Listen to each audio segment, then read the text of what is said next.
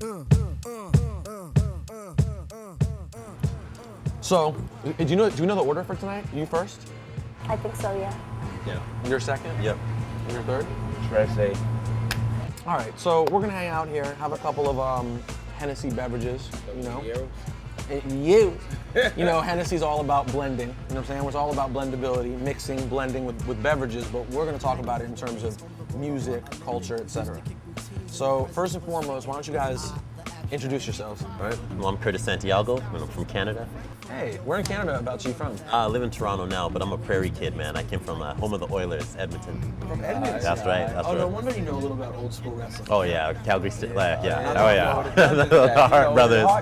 Yeah, Exactly, He's a right. big wrestling fan. Okay. All right, introduce yourself. My story, it's the Calm's full word. Yo! What's up, Peter? Good, man. Ready to get nice, you know, blend this thing up. And the lovely Jade. I'm Jade, and I'm from Brooklyn. Brooklyn. You're originally from Brooklyn? Yeah. Well, let's start with you, Quince. But you know, I obviously know your music well. Man, I should have came seen the bartender. Bartenders are like the good version of psychiatrists, man. Let's talk, man. I got a lot You got going something to get on, off your man. chest? I got a lot Let's going talk, on, man. man. I got a lot going on, man. You've been in this hip hop game for a minute, man. Nah, man. You've been blending this music thing since what? Since you jumped in Tribe in 96, 5? Actually, 95. Yeah, 95 was the first time I ever jumped on a record with Tribe, which was the Chase Part 2. I actually was listening to it, checked around the other day, and it dawned on me that when he says on your cousin's block, he's not referring to your block, is it? You know what's crazy? Fife says it's a tip. He says Yeah. on your cousin, the routine on your cousin's block. Well, you know, it actually came into fruition that at one time me and Tip lived actually next door to each other. When I did the Chase Part 2, we lived next door to each other right before he moved and got his paper all the way up. Yeah, because all the way up until We lived on 116th Ave. The houses that we lived in are in Check the Rhyme. Oh, really? In the Yeah, video? so every morning when we was going to the studio during Midnight Marauders and Beats Around the Light, we'd be like, yo! That's where the yo comes from. Oh, really? So that's how he caught me outside.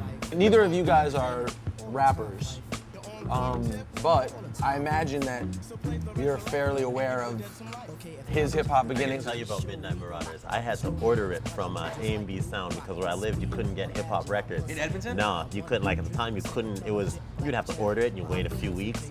And I remember that, and I would just be like late night when I should be doing my homework, just listening to it. Because I couldn't remember, I could always sing, and so that was my thing. But That was the great thing about growing up in that time period of the 90s. Like the music, the order forms for like video games. Like you just took me back. I used to order like games from Japan out of like Game Pro before the internet. That was before the eBay or any of that, you know what I'm So it saying? required work to get the things that you wanted. every day you're checking the box. And like, I ordered 2 shirts when I was a kid from like the back of like a something or other. I ordered the Far Side shirt from the back of Bizarre Ride to the Far Side. I kid you not when I say it took 12, 13 months. I kid you not. And when they came, it was like I was like, it was like the stalk. it was, it was. And except they were already working on Lab Cab in California by the time I got the Bizarre Ride to the Far Side shirt. But like, and I ordered a Yo MTV Rap shirt off TV, which was later stolen in front of me in the locker room in gym class, neither here nor there. But yeah, there was like, back in the day, your attachment with music and with the arts in general like required a lot more of an effort. you made sure it didn't get scratched up. It wasn't falling around the bottom of your car. It was like, Not after you wait 8 months to Yeah. get it. Yeah, but and the funny thing is you think like it's so much more convenient now that everything's on MP3, but there's inherently a little bit less care absolutely. for what that is. You don't like it, you discard it, and it's like, I love that feeling of you know when you first get in, you're waiting. That Yeah, wait, exactly. man, nothing beats it. Jade, what's your music like for what would you tell these guys about your music? I think my music is, its foundation is just a pure element of soul.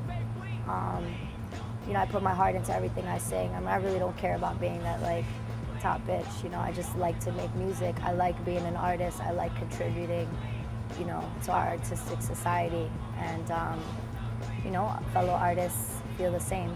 Were you into hip hop growing up? Were you into everything? Were you into... Well, I mean, I wasn't really raised on music, but the only thing I did listen to was Hot 97 and salsa, you know? Hot 97 and salsa? Yeah, man. What's your background? Your background's not Latin. Puerto Rican. You are Puerto Rican? Yeah. 100%? I'm 100% Puerto Rican. Well, we're from an island, so how pure can you be?